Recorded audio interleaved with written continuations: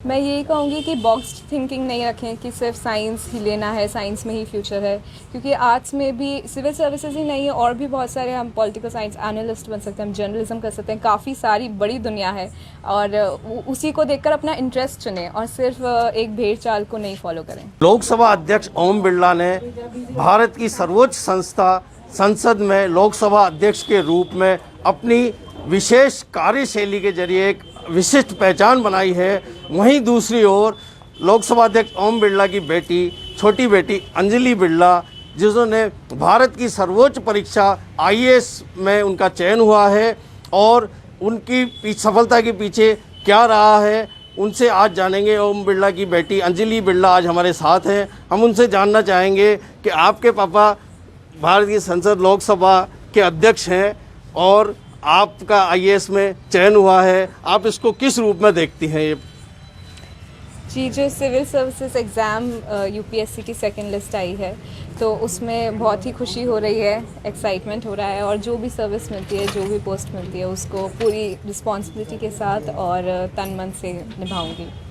नहीं, आपके चयन के साथ साथ आपके पापा लोकसभा के अध्यक्ष हैं, तो आप को इस आईएएस की परीक्षा के लिए आपने किसी को मतलब अपना मोटिव बनाया था, किसी को अपना वो बनाया था? क्या प्रेरणा थी, आपके पापा की थी या किसी और को आपने इसके पीछे मोटिव बनाया?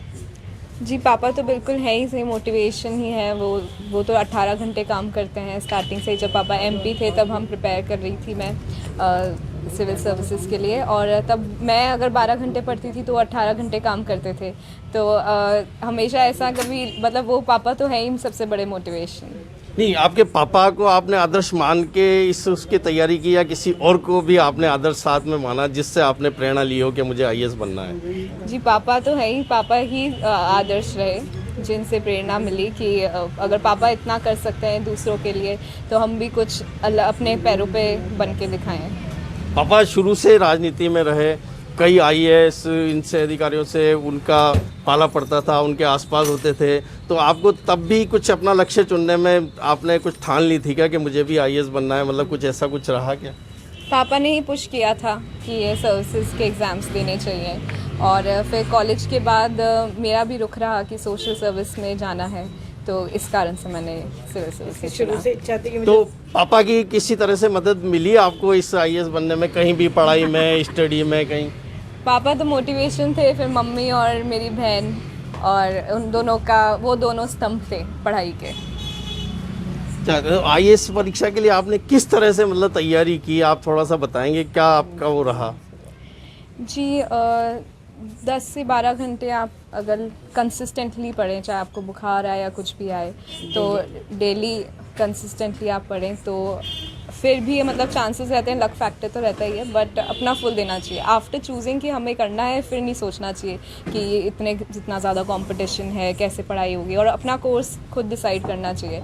और कोचिंग इंस्टीट्यूट्स पर बिल्कुल ऐसे आंख बंद करके भरोसा नहीं करना चाहिए, उनकी हेल्प लेनी चाहिए, बट अपना कोर्स खुद डिसाइड करना चाहिए। आपने शुरू में कहाँ से स्कूलिंग की, आपको कब लगा कि अब मुझे आईएएस की तैयारी, और कब से फिर आपने इस आईएएस की तैयारी के लिए अपना ध्येय? मैंने कोटा से ही करी, सोफिया गर्ल्स स्कूल से। उसके बाद रामजस कॉलेज से मेरा ग्रेजुएशन करा पॉलिटिकल साइंस में, एंड कॉलेज के बाद ही मैंने ड्रॉप लेकर 1 साल प्रिपेयर करा, और नेक्स्ट ईयर ही अटेम्प्ट दिया, तो फर्स्ट अटेम्प्ट दिया। आपने कभी राजनीति में जाने का नहीं सोचा कि मैं भी राजनीति में जाऊं? कॉलेज में कोई स्टूडेंट्स के आपने कोई इलेक्शन लड़ा हो? जी नहीं, मुझे पढ़ने में ज़्यादा शौक था, तो मैंने पढ़ाई पॉलिटिकल साइंस लिया, पर पढ़ाई करी उसकी। आपने क्या सब्जेक्ट लिया और वो किस आधार पे आपने सब्जेक्ट अपना चुना? मैं पॉलिटिकल साइंस और आईआर मेरे सब्जेक्ट्स थे ऑप्शनल, और बाकी तो जनरल स्टडीज़ होता ही है, तो और क्योंकि मेरा ग्रेजुएशन में सेम सब्जेक्ट्स थे, दैट इज़ वाई। नहीं, साइंस ना लेके आपने आर्ट्स ली, उसके पीछे क्या सोच थी आपकी? कोटा में भीड़ चाल है कि साइंस लेनी है और मेडिकल लेना है, बट मैंने सोचा कि नहीं, मुझे जिसमें इंटरेस्ट है मैं वो लूँगी, और मुझे सोशल साइंसेस पढ़ना काफ़ी पसंद था, तो मैंने अपना इंटरेस्ट चूज़ करा। आप कोटा में जैसे जो भी बच्चे हैं आगे, उनको आईएएस बनने के लिए क्या मतलब अपनी तरफ से बात रखना चाहेंगे कि वो इस तरह से तैयारी करें? मैं यही कहूँगी कि बॉक्स्ड थिंकिंग नहीं रखें कि सिर्फ साइंस ही लेना है, साइंस में ही फ्यूचर है, क्योंकि आर्ट्स में भी सिविल सर्विसेज ही नहीं है, और भी बहुत सारे, हम पॉलिटिकल साइंस एनालिस्ट बन सकते हैं, हम जर्नलिज्म कर सकते हैं, काफ़ी सारी बड़ी दुनिया है, और उसी को देखकर अपना इंटरेस्ट चुनें और सिर्फ एक भेड़ चाल को नहीं फॉलो करें। कहा कि इनकी माँ का भी इनको बहुत सपोर्ट रहता है। इनकी माँ डॉक्टर अमिता बिरला जो स्त्री रोग विशेषज्ञ हैं वो भी हमारे साथ हैं। हम उनसे जानना चाहेंगे किस तरह से आपने अपनी बेटी में ये देखी प्रतिभा, और क्या लगता था आपको कि ये क्या कुछ आगे चल के बनेगी? ये शुरू से बहुत इंटेलिजेंट रही है। इसने जब भी क्लासेस में भी जब भी इसने पढ़ाई करी, इसकी एक मैंने इसके अंदर एक वो देखा कि हर चीज़ में ऊंचा, हायर थिंकिंग, हायर, मेरे को फर्स्ट ही आना है क्लास में, सेकंड रैंक आने पर भी शी वाज नॉट सेटिस्फाइड। तो इसकी ये लगन देखकर इसका बहुत इंटेलिजेंट और साथ में बहुत कीन ऑब्जर्वर है, और साथ में फार विज़न है इसका। तो ये देख के मुझे लगता था कि इसको कुछ अलग फील्ड में जाएगी। तब फिर मैंने इसने जब कहा मुझे जो भी इंडिया की सबसे हाईएस्ट पढ़ाई वो मुझे करनी है, तो फिर मैंने कहा फिर तो तेरे को सिविल सर्विसेज में जाना चाहिए। फिर इसने वो चूज़ किया और उसमें निकल गई।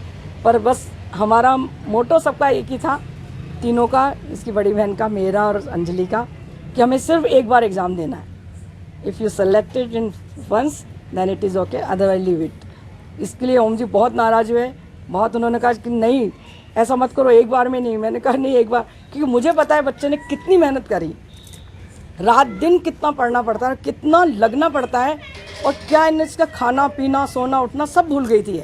जैसे 3 साल जो एक जैसे कोई कैद खाने में कैद हो जाता है ना, उस तरह से इसने अपना जीवन बिताया।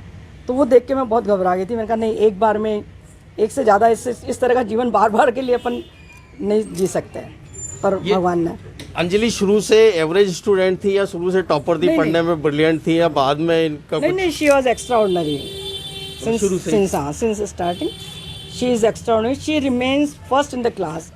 और एक्स्ट्रा करिकुलर एक्टिविटीज़ में भी इतनी एक्स्ट्रा ऑर्डिनरी थी, क्योंकि इसको हमेशा जब भी मैं कभी इसकी पेरेंट्स टीचर मीटिंग होती, मैं जाती क्लास में, तो वहाँ इसकी मैडम यही बोलती थी कि ऑलराउंडर है, आपकी डॉटर ऑलराउंडर है।